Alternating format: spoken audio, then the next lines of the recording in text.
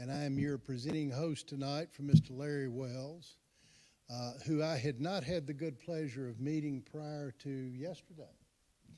But I am familiar with the subject of some of his books, one of which is very interesting to me, is about the association between Edwin Rommel coming here before World War II and studying warfare tactics of the General Nathan Bedford Forrest. I was unaware that he had written a book on that. He also wrote a book about the band Plays Dixie, the first North-South football game, which I can't wait to read both of those books. But he's here to talk to you today. He's the publisher of Yoknapatawpha. Maybe y'all are better at that than me, which I love that. And he is here to talk to you today about his two newer books, In Faulkner's Shadow, and also the William Faulkner collection, the COFIELD collection. So without further ado, Mr. Wells. Thank you, Joe.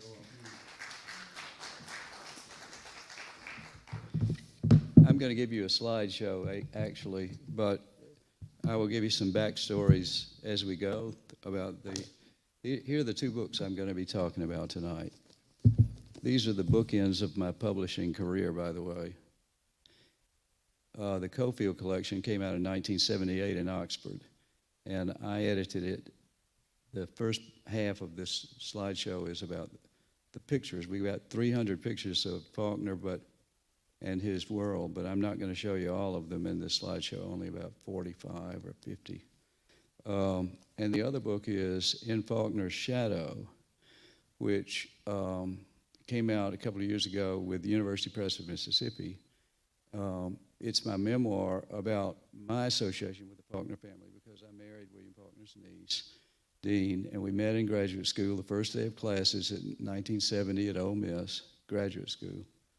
And she had written a book called Every Day by the Sun, a memoir published by Crown Publishing in New York. And her book ends in '62 with her uncle's death, as does this book. And then this book begins in 1970 and ends with her death in 2011. So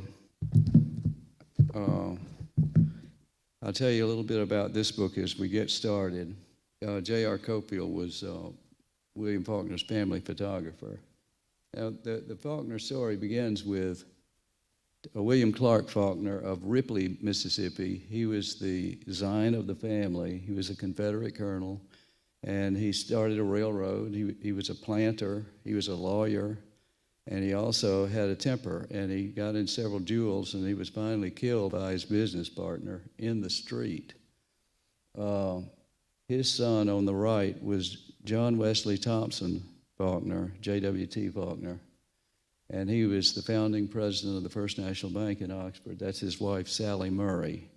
A lot of the Faulkner men males were named Murray for her family.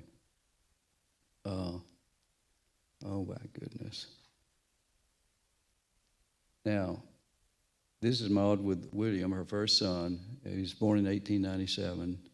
On the right is William and his three brothers. That's on the left is Jack, William in the middle, in the back, and John, who was also a writer.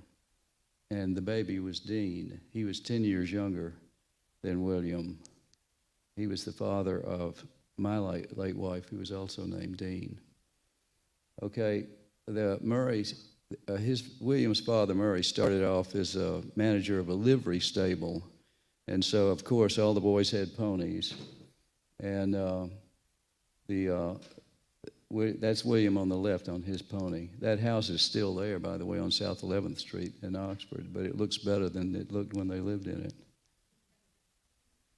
Now, William's sweetheart in high school was Estelle Oldham, the daughter of the postmaster. And she was, everybody agrees that she was the prototype for his character, Eula Varner, who was so sexy that she, quote, heated the sidewalks when she walked. And William was desperately in love with her, but then she married Her parents wouldn't let her marry him because he was a poet, and they didn't think he would amount to anything. So they made her marry Cornell Franklin, who was a young attorney. Okay, William at 18, and I love this pose of his. He knows where he's going. He hadn't published anything yet. He hadn't even written anything yet, but he's a reader, and he's a genius, and he knows that he's a genius. Are you telling me to get closer to the speaker? Thank you. And he then, wait a minute, yeah, he joins the Canadian RAF, and this is when he's at Ole Miss. I'm going to have to skip the RAF, I guess. But he came home and became a student at Ole Miss. He was not studying for a degree, but he got a job at the post office. And he was fired for not putting up the third-class mail for the professors. They had to dig in the garbage for it. So they got him fired. They all complained. And he said, well, from now on, I will never again be at the beck and call of every SOB with the price of a 2-cent stamp. That's what the stamps cost back then. Okay. So that is his drawing on the right, which he called Post Office Blues. He was a good sketch artist, and that appeared in the Ole Miss yearbook. Okay, he got started as a writer by publishing his own book. He literally made it by hand. It was called Marionettes. It was one-act play, came out in 1921, and he made 5 copies, illustrated it himself, and bound it. Sold it to his fraternity brothers for $5 a copy. He made 6 copies, and the least that one sold for was $50,000. I'm not sure what at Sotheby's, on auction, maybe $100,000. And I don't even know where they all are now. They're mostly in libraries. My company published a facsimile of this one. We sold it for $250, and we printed 500. Okay, here is Faulkner in his New Orleans phase and his Paris phase. On the left, that's a sketch of him by his roommate, William Spratling, who was an artist. And they lived on Pirates Alley in the French Quarter. They had an apartment upstairs. And he met Sherwood Anderson, who had a coterie of young writers. He was the famous author. And he gave William the greatest advice of his life, which was, go home and write about that postage stamp of native soil that you call home. Write what you know. And Faulkner, of course, took his advice, and that was the moment, I think, that Yoknapatawpha County was created. It hadn't been written yet, but if he was going home to his postage stamp of native soil, that was where he belonged. And when he began writing part of The Sound and the Fury when he was in Paris in 1925. That's a picture of him when he grew a beard, and it was taken by his friend W.C. Odiorn. Okay, so he comes home, he comes home to Oxford. Man. He comes home to Oxford, and the Bailey house is for sale. $6,000 for the old house and 13 acres around it. It's an antebellum mansion, but it doesn't have indoor plumbing. And once Faulkner posed by an outhouse outside after he had put in the plumbing to indicate that they had to use the outdoor facility. He did that for a newspaper. He was always rude with reporters, And a press scimitar photographer came down and took these wonderful pictures of him. I love these. And I got these. COFIELD didn't know about them. I got them from a guy who had gone through the scimitar files, and he said, can I have these? And they said, sure. The paper folded, and they just gave them to him.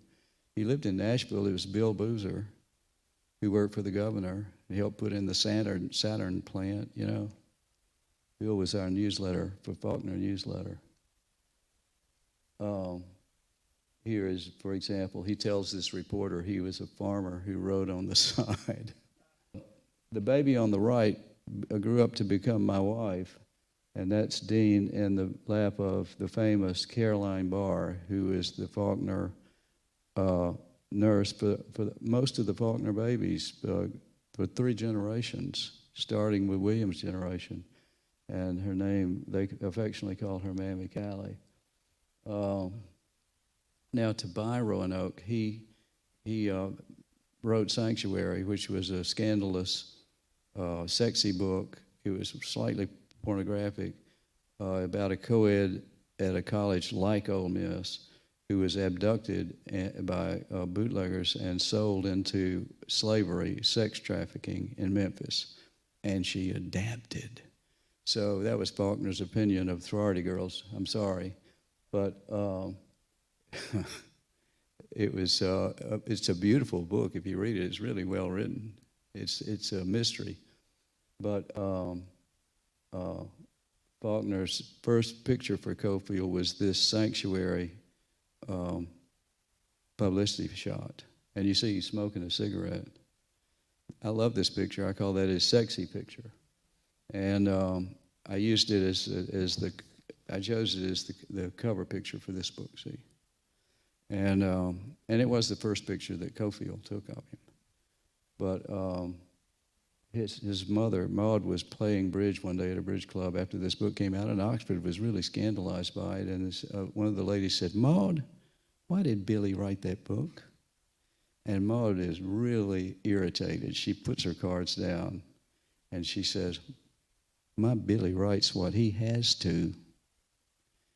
And she could have meant what he wants to or needs to, but has to implies that she knew he was writing this book for money, and he said there was no bones about it. He wrote it for money, and it was a bestseller, and it got him a job in Hollywood, and he worked in Hollywood for the next 15 years as a screenwriter. So this was his moneymaker. And so when she said he writes what he has to, that to me is a brilliant line by a writer's mother, because basically we all write what we have to.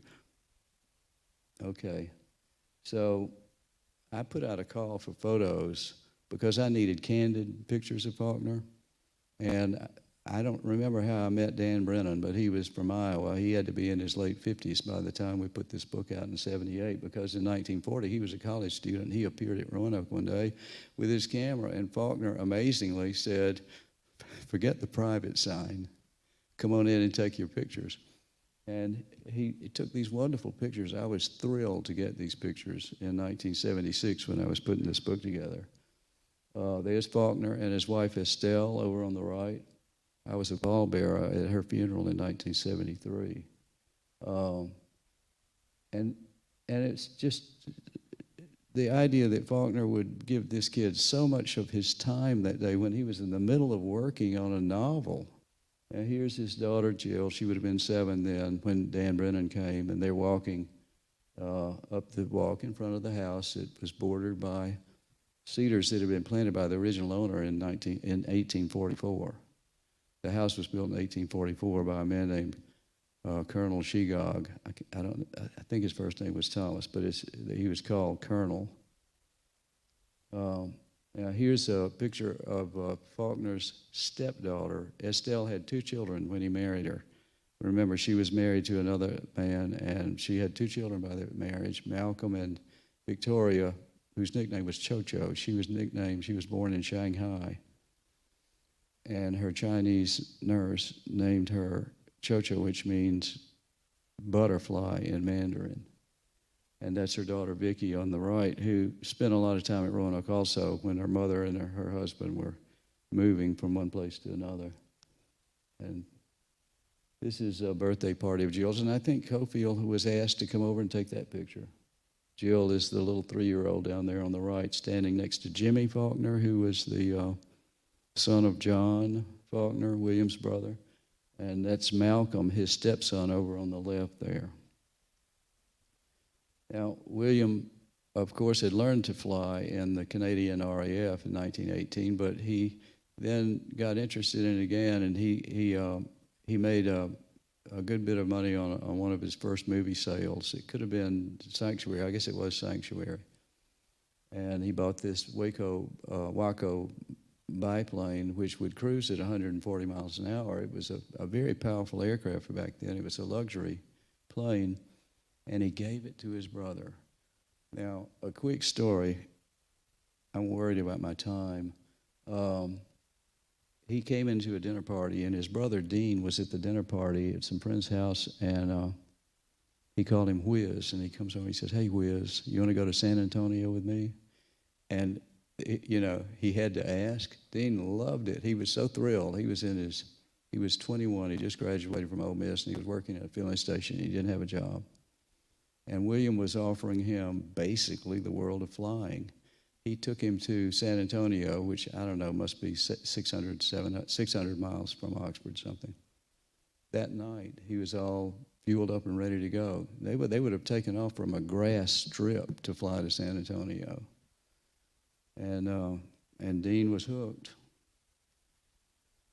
So he was a baseball player at Ole Miss, and that's the picture that I got from his pilot's license that we blew up. He was a person who was always thinking of other people. He was fun to be with, very outgoing, whereas most of the Faulkners were maybe a little arrogant and not as easy to get along with. But Dean was a people's person, and he did very well as a pilot. He was a great pilot until that day of the fatal crash in Pontotoc, Mississippi. It was an air show.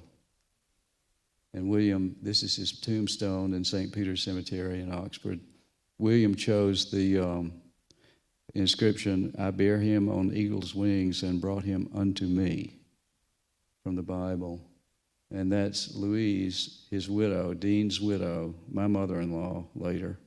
And she's holding the baby, their baby Dean. Okay, in 1949, Oxford celebrated the premiere of the movie Intruder in the Dust, based on the novel, the mystery by William Faulkner, Intruder in the Dust, which was a civil rights novel way ahead of its time. It was about Lucas Beecham, who was an African-American farmer who defied white supremacy. And they tried to pin a murder on him. And it's a beautiful story. And the movie premiered in Oxford to great fanfare, and Dean was there, and at age 13, she had a new dress, a taffeta dress, and she was very proud of it. So that was her first glimpse of her uncle's fame. She had never seen people come out for him. Of course, the whole town loved him. His stock shot up when the MGM spent $250,000 in Oxford to film Intruder in the Dust, and people were lined up to be extras. Okay, here's Faulkner grudgingly posing for a publicity shot for the editor of the Oxford Eagle, the local newspaper, and a shot from a location. This is a rare photo of Faulkner sailing his beloved sailboat, the Ring Dove, out at Sardis Lake, the water reservoir near Oxford. Now, in 1950, he won the 1949 Nobel Prize. They hadn't given it in 49, but they decided in 1950 to give it to Faulkner, and it was the Nobel Prize in Literature. And Bertrand Russell, the British writer, won the prize for the 1950, but they won them at the same time in 1950. Here is Faulkner on the plane, flying to Stockholm. He's writing his great Nobel Prize Award acceptance speech. I believe that man will not only endure, he will prevail. And his daughter Jill went with him. He went on a bender before he left for Oxford. He didn't want to go to Stockholm. He was worried about having to make the acceptance speech, I guess. And Estelle, his wife, said, "Jill needs to go to Europe. She's 17, she's 18 years old, and she would love to see Europe. You can't deny her this trip." So it was supposedly all about taking Jill for the Nobel Prize. And I bought these pictures from the Associated Press for the book. So COFIELD didn't go with him to the Nobel Prize acceptance. Now, in 1954, he had been working in Hollywood actually from 1930 to 1945. No, 1954 as a screenwriter, and he knew that they boarded movies. You know, they put up storyboards on the walls, and so he decided to board his book, A Fable. He puts an outline on the wall each day of the week that the novel covered, and Estelle comes in and catches him painting at the wall, and she said, "Get rid of that graffiti, paint over it. We're giving a dinner party tonight." And Faulkner was, it's really a great thing that he refused to go along with that, because he created a shrine. This is a literary shrine in his office there in Roanoke. This is where he wrote most of his novels, many of them, and it's open to the public. His house is owned by the University of Mississippi and is operated as a museum. Now, in that same year, 1954, he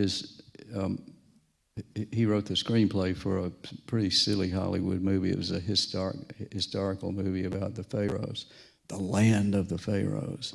And so Aunt Alabama McLean, that he named his daughter, his first child after, is on the right in this picture. And she organized a family reunion in Memphis because she lived in Memphis. And here they all are, and I'm so glad she did that, because we wouldn't have this picture otherwise. And that's William in the center with his daughter Jill, and she's just gotten married in '54, and that's her husband next to her, Paul Summers of Charlottesville, Virginia. He was an attorney. And over on the right, Aunt Bama, and to her right is Jack Faulkner, William's brother, who was an FBI agent, and he was J. Edgar Hoover's pilot, personal pilot, and he was his pilot for like 15 years. And then that's Estelle in sort of her pose there. She was very glamorous and had lived in China long enough that she liked Oriental clothing. So you can see that dress as an Oriental flair. That's Malcolm, her son, over on the right, Faulkner's stepson, and his wife Gloria. And then Suzanne next is Jack Faulkner's wife. He met her in Algeria when he was training for the invasion of Sicily in World War II. And I love this picture. And Faulkner was asked, I said, "How did you know how a Pharaoh talked, Mr. Faulkner?" And he said, "Oh, I just let him talk like a Confederate general." Only Faulkner. Miss Maud died in 1960, and she was 88. And I want to tell you that the book on her bedside table was Lady Chatterley's Lover. And this was the lady who told the Bridge Club, "My Billy White's what he has to." So maybe D.H. Lawrence wrote what his mother said he had to write. But anyway, she would sit with him on the front porch and talk about his stories, anything he had. He had revealed everything. He wanted her opinion first. She was his first reader of all his manuscripts. She claimed that her favorite writer was was the Polish writer. I'll get back to you on that. This is a picture of Faulkner with Phil Stone, who was an attorney in Oxford. He had gone to Yale University, and he had a great library, and he shared his novels and his poetry books with Faulkner when Faulkner was in high school. And they had adult conversations about him when William was like 15 or 16. So this man helped shape his thinking and his love of literature. And he really, you can't really improve on somebody doing that for a genius. He's just looking for food for thought, basically. Okay, this is Dean's first marriage, not to me, in 1958. And they had the reception at Roanoke. The picture on the right is the reception, but she got married at St. Peter's Church, Episcopal Church in Oxford. And as they were going out the door to get in the car, William and Dean, just William and Dean, she stopped him and said, "Pappy, was Judith real?" And this question meant a lot to both of them because he had made up ghost stories for the girls at Roanoke, and one of them was about Judith, the poltergeist. and she fell in love with a Yankee soldier who she was nursing back to health after the Battle of Shiloh. And there were a lot of soldiers of both armies who were wounded, who were taken care of in Oxford. And he jilted her on their wedding day. She throws herself off the balcony in her wedding dress and commits suicide. And the little girls of Roanoke loved it. They loved this story. It was like, yeah, what else are you going to do when your lover jilts you? And it was their favorite tale. And he knew at that moment when she was poised between childhood and adulthood that she wanted something to take. She needed a bridge. She was going out there into the world, and that first husband didn't turn out too well, so she didn't know that yet, but she needed something to carry with her, and he gave it to her. He put it in her hand. He said, "No, Dean, I made her up for you and the girls, but I believe in her, don't you?" And that was what she needed. He always knew what his kids needed, and he gave it to them. He was incredible as a father. So he loved horses, and he only wanted to ride to hounds, and so he had jumpers.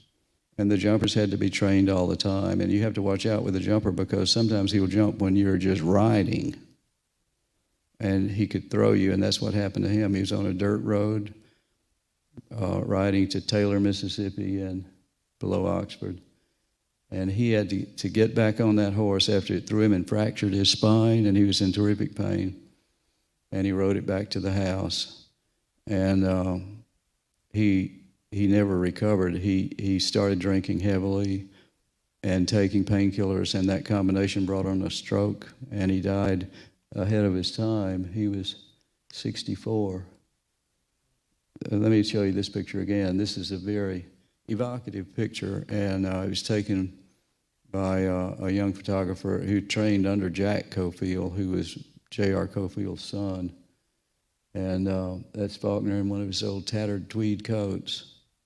It's like he's walking away from life. It's incredible. I think I love this picture.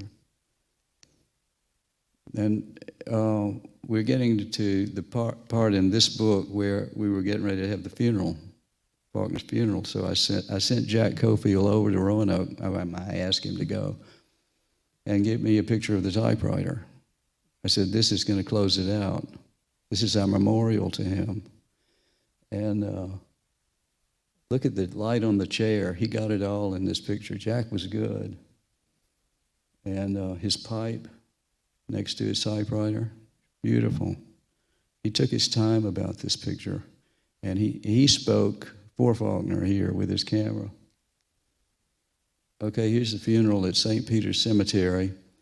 The Faulkner plot was filled, and most of the lots, graves were sold already, so they buried Faulkner in the new section. You can see there's not a single grave there. He was by himself, and now it's all filled in. It's called Oxford Memorial Gardens, and the cemetery on the hill above it is called St. Peter's Cemetery. But there is his mentor, Phil Stone, the lawyer, standing in the background. You can see his white shirt with his tie. And it was mostly just family. There's Malcolm comforting Estelle, and John Faulkner seated behind them, and he died the next year in 1963, but not before he wrote his masterpiece, My Brother Bill. If you hadn't read that, I think it would be worth your time. We had in our collection, folded up stupidly,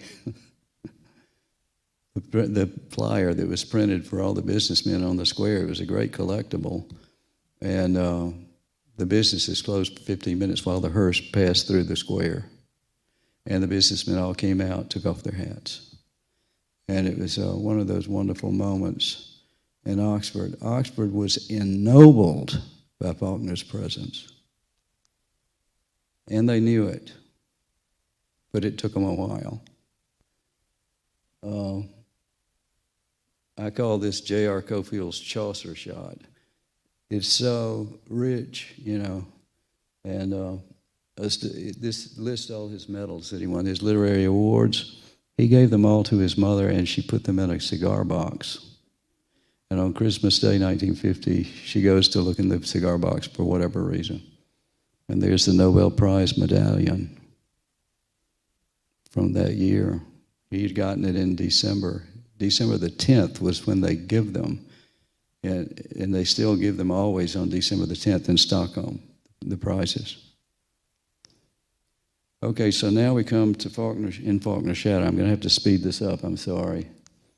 This is my mother-in-law. She's sitting at the table we call the Absalom table because William finished proofing the galleys of Absalom the day after his brother was killed. Dean was killed in the plane crash, and Louise was grieving and basically hysterical, and they took care of her there at Miss Maud's house. And William put up an army cot in the dining room. That's the dining room. And next to the dining room table.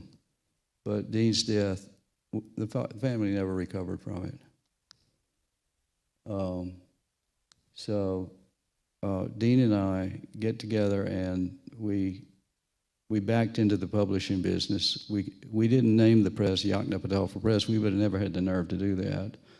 But a businessman who is full of nerve, if nothing else, named it Yoknapatawpha Press and began to publish first John Faulkner's books. He reprinted some of John Faulkner's books. And I'll get to her book in just a minute. We published that in 1980, but the COFIELD collection came in 1976 when I started to edit it and collect the pictures. Well, lightning struck our house and set it on fire while I had the book laid out on the table in the dining room. It was on the Absalom table. I had all the photos, and the pages were all designed and everything. I was working on putting it all together. And we had to grab something that was important to us. We thought the house was going to burn, right? By the way, there were 39 recorded lightning strikes that day in '76 in July in 2 minutes. 39.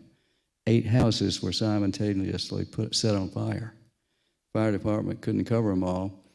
And so Larry Brown, later to be a writer, you know Larry Brown, the novelist, was a fireman, a young fireman, and he's riding past the house. He sees the smoke, and he pulls in, and Dean has just gone over to the filling station. We had no power. It struck the house and turned out the lights. And the rain is coming down. And she says to Larry Brown, they later were great friends, but the first words she ever said to him were, "What kept you?"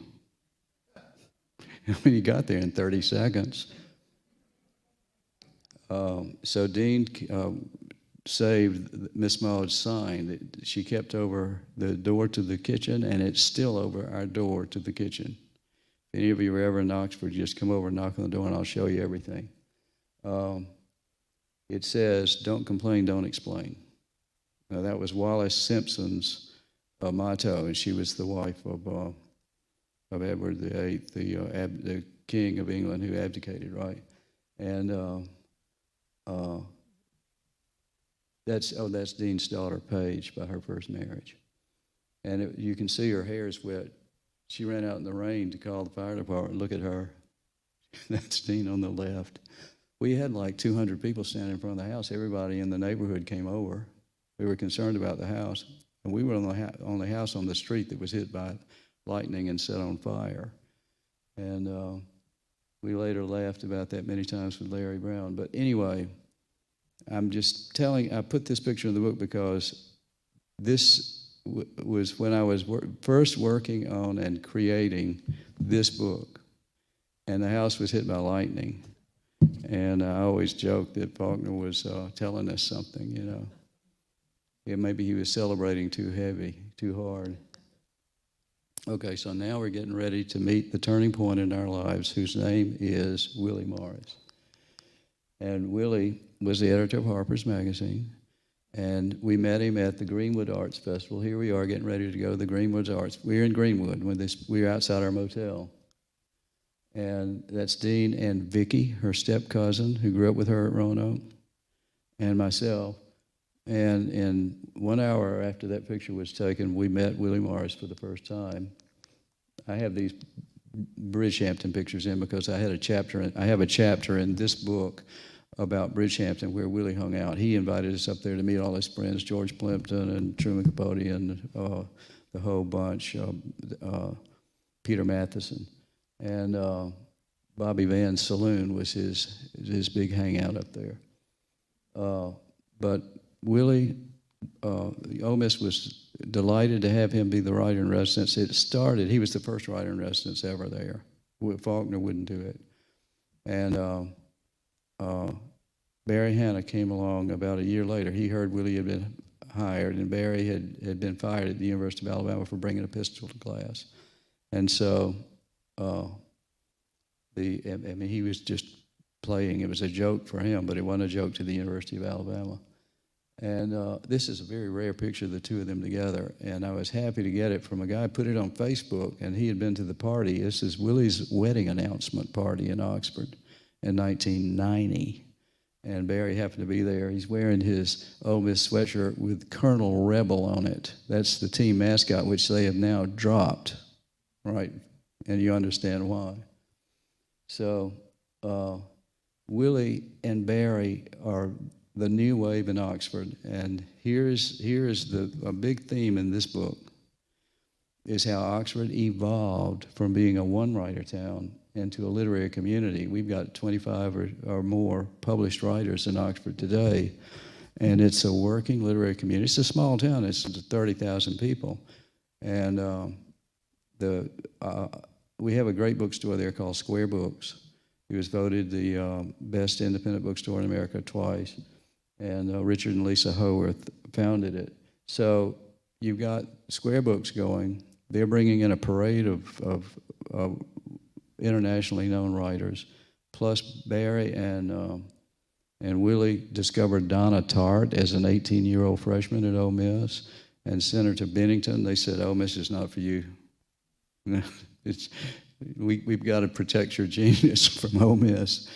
Anyway, they said, Ole Miss is my alma mater, so I can say that. I got a PhD from Ole Miss.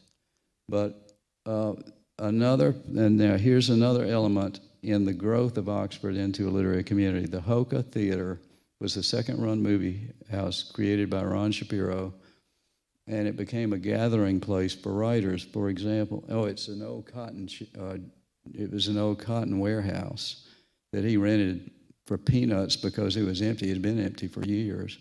And he painted a mural, had that mural painted. By the way, Hoka was the daughter of Chief Pontotoc of the Choctaw Nation. Pontotoc's very close to Oxford. It's 30 miles from Oxford. And it's named after Pontotoc. That's where his headquarters, I guess, were his main camp. And he gave Hoka basically the 40 acres that later was the square in Oxford. And she sold it to the first settlers. But she was the spiritual heart of Oxford. So Ron Shapiro, who started the Hoka, named it Hoka. Now here's Dean at her 50th birthday party. I bought her a cake that had black roses on it and gray icing. You know, it's a joke, her 50th birthday party. And she was very good-natured and took it well. That's Willie next to her. And right across from her is her best friend, Jimmy Buffett's mother. You see her sandy-colored curly hair there on the right? That's Peets, P-E-E-T-S. That was her maiden name. Her name was Lorraine Peets, and she married J.D. Buffett, his father. So she's Lorraine Peets Buffett, and everybody just called her Peets. And Peets released Dean from a big concern of hers, a big fear of hers, was that people only liked her because she was a Faulkner, and that they wouldn't have paid her the attention they did. And Pete said, honey, you can't change who you are, and you can't change the facts of your life. Just go with the flow and enjoy it. And Dean was like, oh, the light bulb went off over her head. And I'm telling you, it made a big difference for her. And she always worshiped Pete's for that just off-the-cuff advice, which any of you could give your friends. I mean, it's just logical, but she never thought of it that way. But Pete's had to live the same way. She had a famous relative, and coming from her, it meant a lot to Dean. So that was her 50th birthday party at the Hoka. So here's Ron Shapiro, who started the HOCA, and he's introducing really the core of Oxford's elite, people who read books and loved Willie, loved Barry. The Chancellor of Ole Miss was Gerald Turner at the time, and so the football coach was Billy Brewer, and he's there, and Warner Alford was the athletic director. These were Willie's buddies. And Shapiro is welcoming everybody to the HOCA. And Willie and Barry were there. Willie was wearing a tuxedo with a rose. There's a scene remember, I published Good Old Boy. So I sold the movie rights to the guy at the Disney Channel, and they filmed it in Natchez. He called the press asking if we had a good Southern story. I said, yeah, we've got one. And there's a scene in the novel. It's a children's book, Good Old Boy. His son said, Daddy, what was it like to grow up in Mississippi? David, his son, grew up in New York City. And he said, well, I'll write a book and show you what it was like. So Good Old Boy has a scene in it in which Willie is based on something he really did. He played a trick on the oldsters the elderly guys who sat in front of the Yazoo City feed store, whittling. And he pretended, you've probably read the book and you know this story.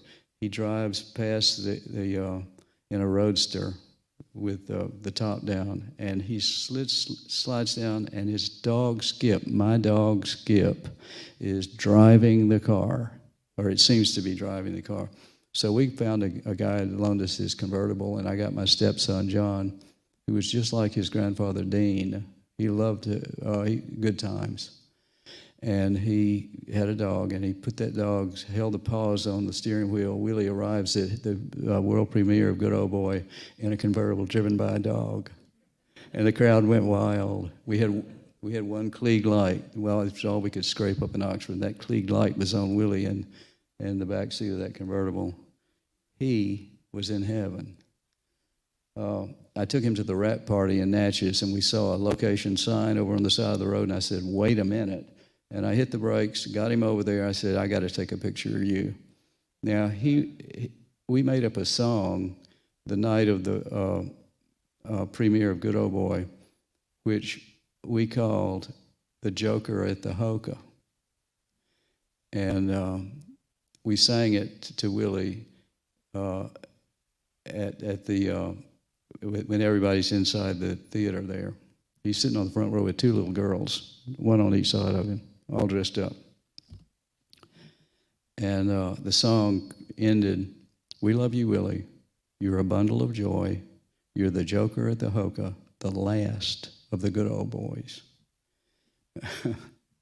And Willie got up and made a speech, and he said, I've been called a lot of things in my life, but never the joker at the HOCA.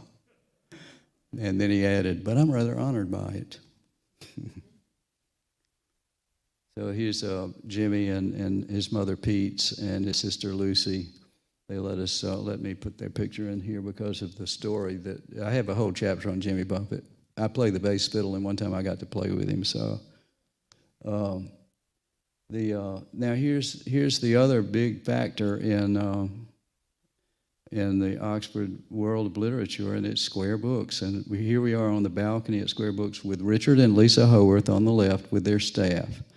And they've created a beautiful bookstore. Anytime any of the writers came around, there was a story about them. Their pictures were taken standing on the balcony. That's the same balcony. You see, it's a different background. You see the courthouse there.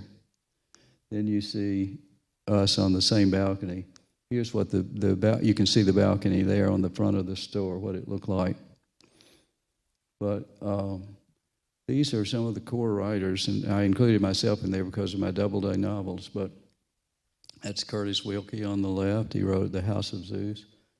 Neil, on the back row, Neil White, who wrote A Sanctuary of Outcasts. That's Ace Atkins, the mystery writer, next to him, best-selling mysteries. Megan Abbott, on the left in the front, mystery writer. Tom Franklin and his wife Beth Ann Finley. She was the poet laureate of Mississippi. Tom Franklin wrote Crooked Letter, Crooked Letter. Then Julie Cantrell, who is a romance writer. Ann Fisher Worth, who is a poet. I'm telling you, Oxford is so welcoming to the writers. And it could happen in other towns, but Faulkner's town was especially welcoming. I mean, he had paved the way, right? And by the way, the writers are not intimidated by him. They're inspired by him. So when Dean's book, Every Day by the Sun, came out, we had a party for her, a book signing at the Lyric Theater, where in 1949 she had been a 13-year-old in the world premiere of Intruder in the Dust.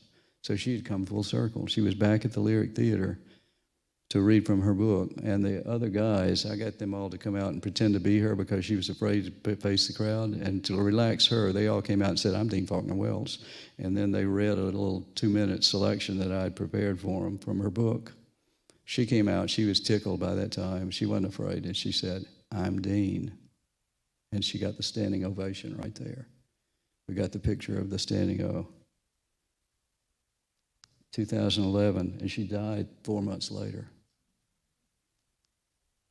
These are the writers who impersonated Dean. And it's Jack Pendarvis on the left. He created the TV series for children called Adventure Time. And then there's Lee Durkee in the blue shirt, who wrote The Last Taxi Driver. Ace Atkins, mystery writer. Wright Thompson, who wrote Pappyland. And Tom Franklin, Crooked Letter, Crooked Letter. That was the A-team, and they came out for Dean. And Oxford, the writers are not intimidated by Faulkner. They are inspired and ennobled and enabled by his example. And thank you for letting me talk to you about my bookends.